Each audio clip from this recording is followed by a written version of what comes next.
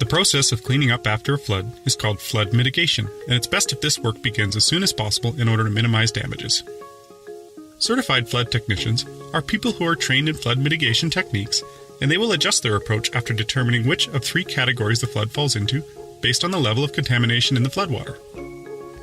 Category 1 is for clean water that poses little health risk. Category 2 is for water that has some contamination and poses some health risk. Category 3 is for dirty water that poses considerable health risk. The first step is to move any contents out of the way and start extracting the water. Some selective demolition may be necessary in order to effectively mitigate the flood, which could involve removing trim and flooring as well as wall and ceiling finishes. Certain components used in construction may contain hazardous materials that require special testing and procedures to be removed safely. Various types of fans and dehumidifiers are installed in order to speed the drying process, and over time, moisture readings are taken from the air and materials in order to monitor drying progress.